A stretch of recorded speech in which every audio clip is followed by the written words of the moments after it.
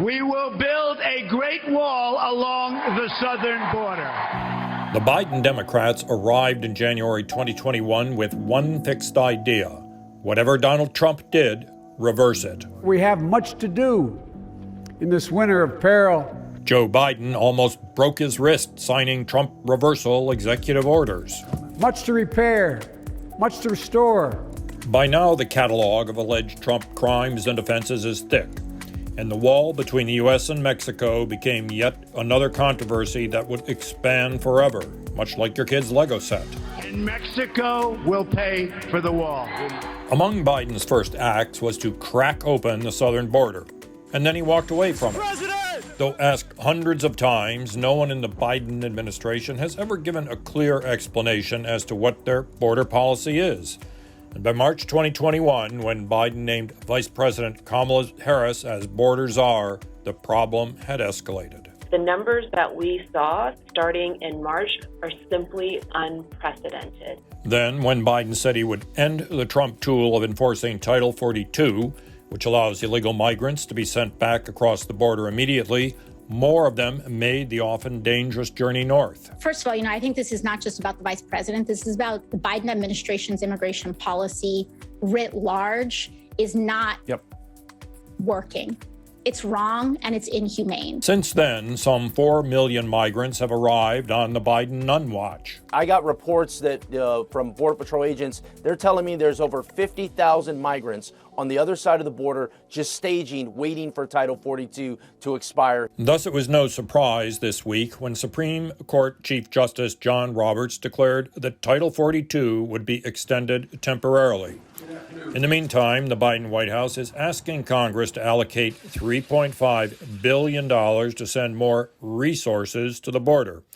It's an approach not unlike the Inflation Reduction Act. Throw money, problem solved. The president has done the work to deal with what we're seeing at the border since day one. That is insulting. There's no work being done here. We have been given money. We have been promised money. We have been using money from our general fund.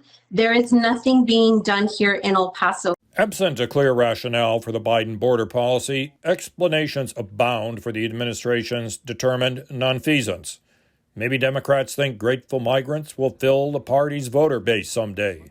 Maybe the White House crashed the border to force the opposition to negotiate an immigration compromise.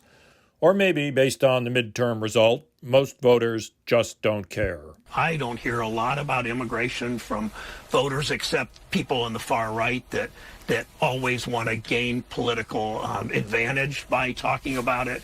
More plausibly, it's because the Democratic left intimidated Biden during the 2020 campaign over the Obama presidency's more than 5 million deportations of illegal immigrants. 3 million deportations under the Obama administration! Still a simple question. How could an administration allow a problem like this escalate over 2 years into uncontrollable chaos? Simple answer, look at what has happened to civil order in big cities controlled by Democrats. They are incompetent. Progressives' idea of governance is based on achieving abstractions like justice or equity. Justice is worthy, but since the beginnings of organized society, the practical requisite for progress has been maintaining civil order. But they have demoted order to a secondary concern, if that. Should we stop them? See, for instance, the Black Friday looting of an Apple store in Palo Alto, California. Oh, and one more detail.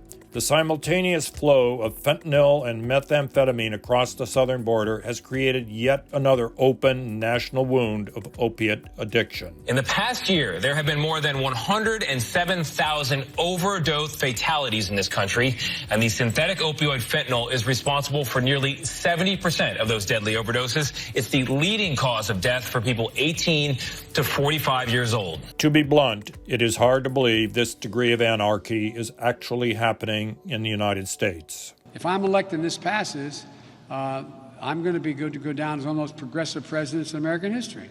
Someone said ideas have consequences. Well, so does incompetence. Let us give thanks this season that one thing that still works is Santa Claus.